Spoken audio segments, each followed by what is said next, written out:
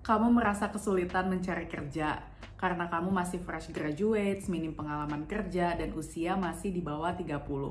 Kalau gitu, datang aja ke Australia dan kerja di sana. Perkenalkan, nama saya Nura, yang akan membagikan informasi yang edukatif dan menarik sehingga kita bisa belajar bersama-sama ya. Di video ini, saya akan membagikan informasi tentang kerja di Australia untuk kategori kamu. Stay tune.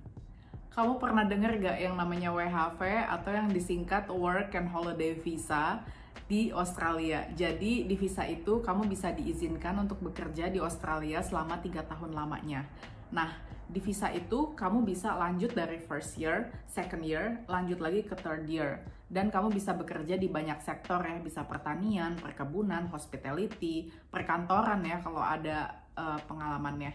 Nah, enaknya kalau WHV ini kamu nggak perlu ada pengalaman kerja. Jadi misalnya kamu bisa eksplorasi ya, bahkan kamu sukanya di mana, kamu hobinya apa gitu ya. Jadi kamu bisa nyobain di banyak sektor gitu ya. Kalau di sini tuh nggak ada yang namanya perbedaan kasta atau kelas gitu ya.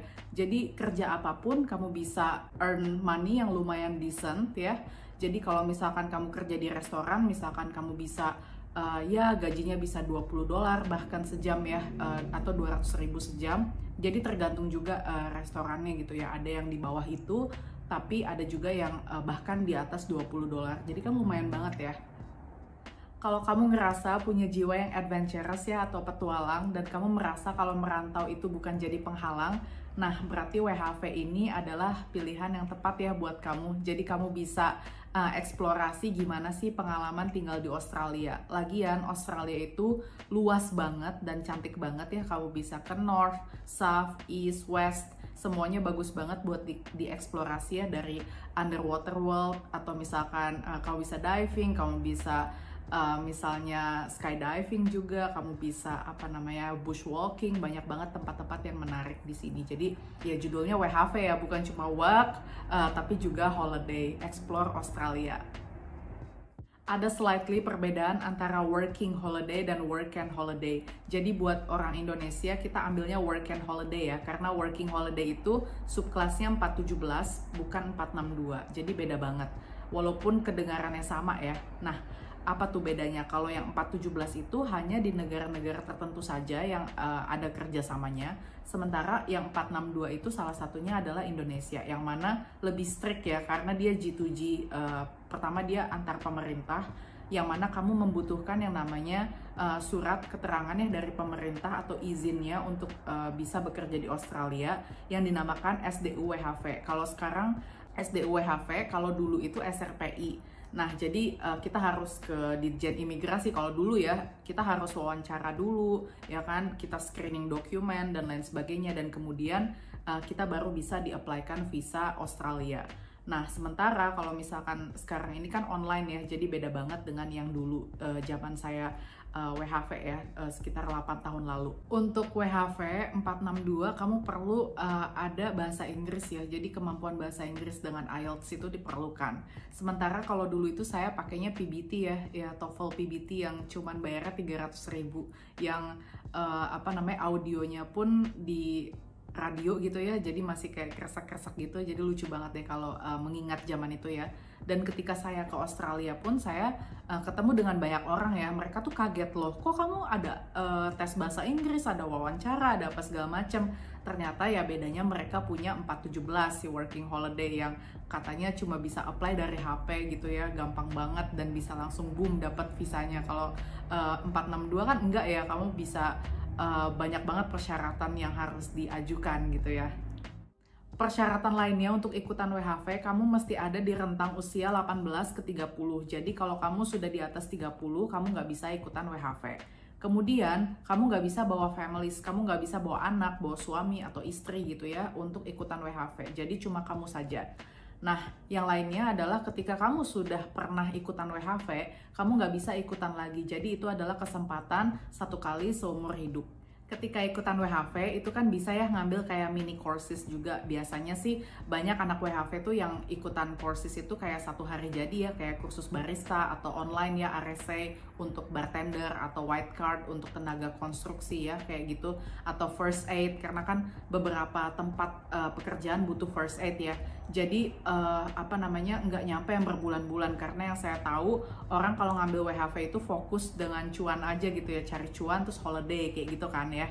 Nah, kemudian kamu juga mesti wajib untuk bisa kerja sekitar 3 bulan ya atau lebih di beberapa tempat kayak misalkan sektor pertanian atau perkebunan di daerah Northern Territory atau misalkan di Northern Queensland gitu ya, untuk mendapatkan perpanjangan ke second year. Jadi kalau mau perpanjang visa itu nggak bisa langsung bablas kamu dapat 3 tahun, jadi kamu mesti tahun ke-1, kemudian kamu memenuhi persyaratan yang tahun kedua, kemudian kamu memenuhi lagi persyaratan yang tahun ketiga. Jadi ada step-stepnya gitu, setiap tahun itu ada expirednya dan kemudian kamu lanjut lagi dan lain sebagainya kayak gitu.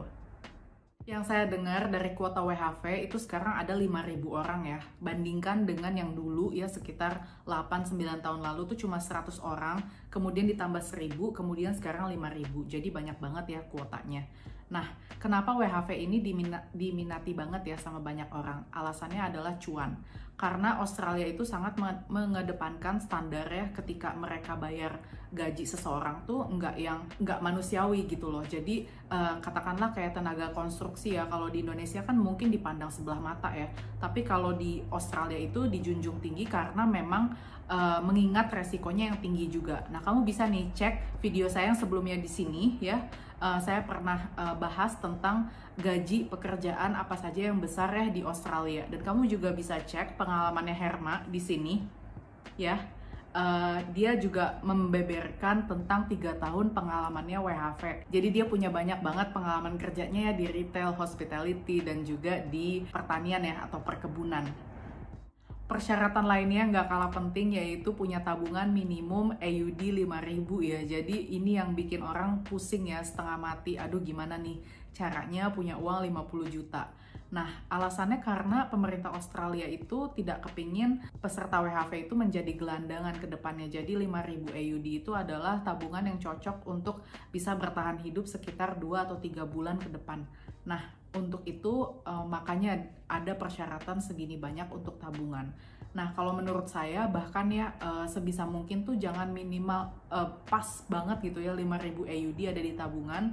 Nah, jadi tuh sebisa mungkin tambahin sedikit ya, kayak 6.000 misalkan. Itu menurut saya safe ya untuk bisa lolos aplikasinya. Ketika kamu udah punya surat sakti atau si SDU WHV atau kalau zaman dulu tuh SRPI ya, kamu bisa lanjut lagi ke tahap yang terakhir, yaitu medical check-up. Nah, jadi medical check-up ini memang persyaratan ya untuk bisa lolos visanya. Jadi ini masih kayak 90% lah, 80-90% lah gitu. Jadi si SDU WHV itu bukan yang terakhir. Jadi yang paling akhir itu adalah medical check-up. Gimana nih setelah kamu nonton video dari saya? Apakah kamu jadi tertarik untuk ikutan visa WHV dengan subkelas 462 ke Australia? Segitu aja videonya saya akhiri. Terima kasih buat kamu yang udah nonton. Kamu bisa support saya di patreon.com/nuralami. Ketika kamu support saya, kita support each other. Dan saya juga bisa memberikan informasi yang informatif seperti ini. Thank you, bye for now.